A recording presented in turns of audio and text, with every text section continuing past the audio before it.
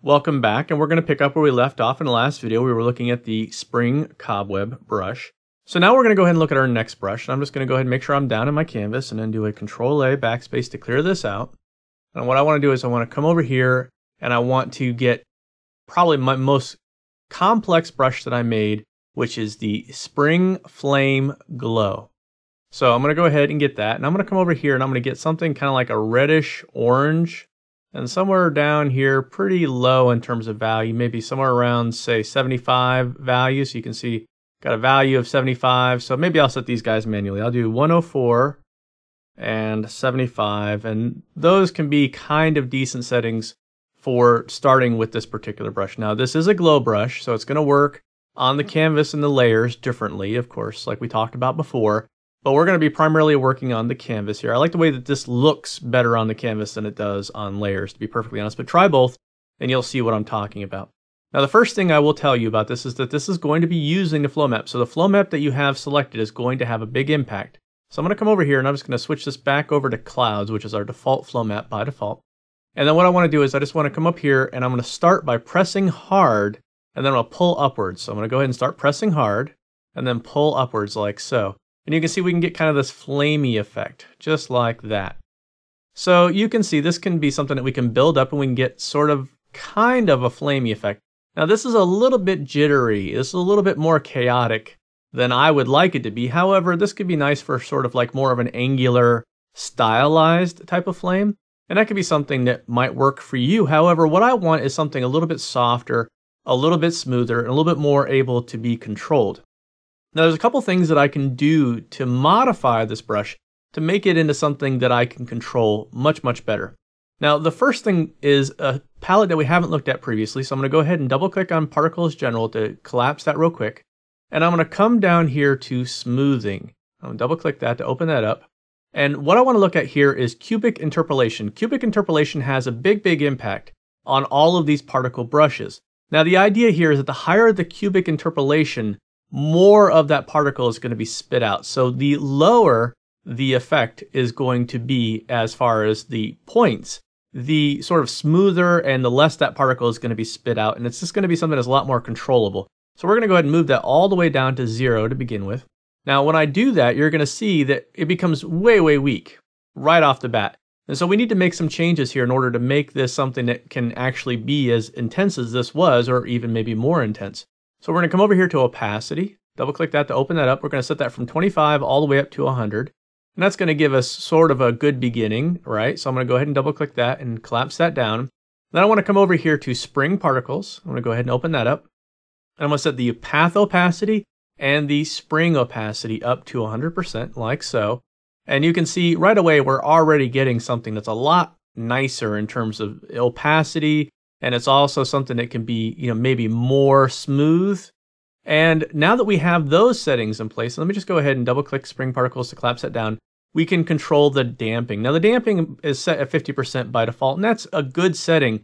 However, if you want really smooth flames, then I recommend setting this higher. And you can go all the way up to 100% if you want. So I'm going to press hard, and then I'm just going to go ahead and do something like that. And you can see that we're able to get a much smoother, more controllable flame now than what we had before, just with those settings. Now, again, the brush calibration is going to have a big, big impact in terms of what you're able to get out of this. So if I come over here and I enable the brush calibration, the default settings here I don't like. I don't think that these settings really do well for my particular tablet. So what I'm going to do is I'm going to go ahead and set this to 100% and this to 100%. I'm going to set this for 1, and I'm going to set this for 4. And I'm going to go ahead and use those as the settings that I know are good for my particular tablet. So I'm going to go ahead and do a Control-A and backspace. And now, as I'm doing this, you're going to see that we're able to get a much more controllable, a much smoother, sort of softer type of effect with this guy. So these are all settings that you can make changes to in order to control the way that not only this particular brush draws its particles, but any brush, because the cubic interpolation is very, very important in terms of what's going to happen. If I set those back up, you can see that we're going to get more of that chaos more quickly. So, having that change can make a big, big difference in terms of what we're going to get. Now, how would you use this brush? What is the purpose of this brush? Well, Control-A and backspace. The idea here, and I'm just going to go ahead and get maybe a slightly darker color, maybe just a touch more red like so. so that we're getting maybe not quite that much, somewhere around. That darkness is good for this particular, but I kind of wanted it, yeah, there we go, something like that. So the idea of this brush is that we're going to be getting flames, right? I mean, that's what it's meant for. Now, when I was making the brush, what I was looking for was I was thinking Ghost Rider. And I don't know if you know who Ghost Rider is, but Ghost Rider is a comic book character from Marvel Comics. He had a movie a while back with Nicolas Cage. But what I was thinking about was the flames on Ghost Rider's skull. And I thought that those were really cool flames, but they're kind of painterly. They're not really fire the way that we think of fire as being. It's more of a painterly flame. In a lot of ways, it's kind of similar to long hair. You know, it has a sort of flowing characteristic to it, something like this. And that could be something that could be really useful for stylized flames, right? So that's what this brush was really meant for. But it can be used in lots of different ways. I mean, we can do this sort of like hair-like, long flowing flame. All we need to be concerned about when we're working with this is how does the brush work? Now, the first thing that you want to know about the way that this brush works, and if I come back over here to the particles, and I'll just go ahead and turn that down so that we can see this, you're going to see the direction right now is set for bearing, and the force is 100%. So basically what that means is the direction that I'm pointing the pen in is the direction that those particles are going to be spit out in. So you can see how that goes. They're the squiddy particles like we saw before, but you can see they're all being forced down because I'm pointing the pen down. If I were pointing the pen up, you can see they're all forced up. So you don't want to point the pen up and then push up, because this is what you'll get. You'll get this sort of mess. So you want to point the pen up and then pull down. Or if you're going to point the pen down, pull up. So you can see how that works right there. The pressure is basically going to control the intensity. The harder the pressure, the closer to white we're going to get. So you can see how that goes. And also, the slower we go, the more that's going to kick in like so. So you can see that we can build up some nice flame effects doing that kind of thing.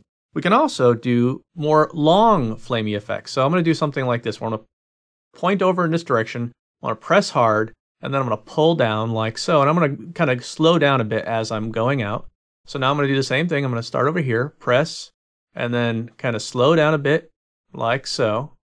And then again, press, and then do something like that where I'm just kind of getting a little bit. And you can see that we're able to do something kind of like dragon's breath, you know, by building this up and working with this. So we can do a couple of different types of effects. I can even do something like a torch. So I'll point down and I'll pull up to do sort of a torch of effect, and I'll just kind of build this up over a couple different passes like so. And you can see that we're able to get sort of a torchy effect just by working with this. Now, like I say, this particular brush can be really nice in terms of the way it works on the canvas. But the thing about it is that when it's on the canvas, it's going to blend with the color underneath. If you want the flame effect to be sort of a standalone thing, you're going to need to work on layers. However, like I warned you in the first video, when we're working with layers, the colors are going to change. So I'm using the exact same colors, but now I'm on a layer, and you're going to see that these colors are a lot less suitable for getting the flame effect that we're looking for. So in this case, what we'd probably want to do is move it more closer to a reddish color like so, and then kind of try to find a value that's going to give us that effect that we're looking for. So maybe, no, I definitely want to go darker with that. That's getting closer. And maybe just even darker yet. Let's try that. Yeah, see, it's really tough on these layers to get, there we go, we're starting to get it now. So I'll go ahead and do that. You can see, yeah, we're getting something that looks kind of flamey, and I can control that, but it really pushes to white too fast. So this might be a case where you might want to reduce the opacity, or if we come back over here, we reduce the cubic interpolation down to 0, and you can see that will also have kind of a similar effect. Now, what does that look like? If I turn off the canvas, you can see there these guys are, and this is sort of a problem I have with the way that this renders, is that as you're getting darker values that get maybe the closer to the colors that you're trying to achieve, you're going to see that we get sort of this gray thing that happens around your flames. At brighter values, at sort of more saturated values, that doesn't happen. You can see that we don't get as much of that gray, but we also push towards white. So again, you know, this might be a place where opacity, reducing the opacity down some, might be the thing to do, because as I say, if you're trying to get a flamey effect, it's going to be a little tough on layers in terms of not pushing to white too fast and still not getting that gray mess that you see there. But it's more useful in the sense that, you know, this is something that's going to be sort of standard, and it's always going to give the same results no matter what type of situation you're working on. Whereas when you're working, that's looking pretty good right about there, actually. That looks about what I would expect. Okay, so let me go ahead and turn that back on. You can see this covers over what's underneath. It doesn't blend with what's underneath, so it's a very standard type of effect. This is always going to look this way on a layer. If you have this particular color and these settings, it will give these results. Whereas when you're on a canvas, depending upon the color that's underneath, you're going to get very different results, and you're just not going to know, and you're going to have to constantly be changing things. So if you're looking for a very predictable, repeatable type of effect, work on a layer, use the colors that you found that work best and the settings that you found that work best to get the results that you want. Otherwise, you're going to have to be a little bit more flexible, but I think that the look of how you get the result on a canvas is actually probably more exciting to me, because this looks dull, less exciting. What's on the canvas actually looks way more interesting to me than what's actually out there. Another thing that I want to point out to you about this, Control-A and Backspace, is that this actually, and I'll just go ahead and trash that layer, this actually makes a really excellent smoke brush now that we've softened everything up. So I'm just going to go ahead and drop that opacity down even more. And so now that everything's really soft, you can see that this actually makes a really excellent smoke brush, like so. So not only does it make really interesting flames, but it can also make interesting smoke. And in certain styles, it could even make interesting hair, you know? So it's a multi-purpose type brush. I mean, it's not just a one thing. It can do many different things, but it's fairly complex. You have to pay attention to how you're tilting the brush. You have to pay attention to the direction you're dragging the brush. You have to have good brush calibration for your particular tablet.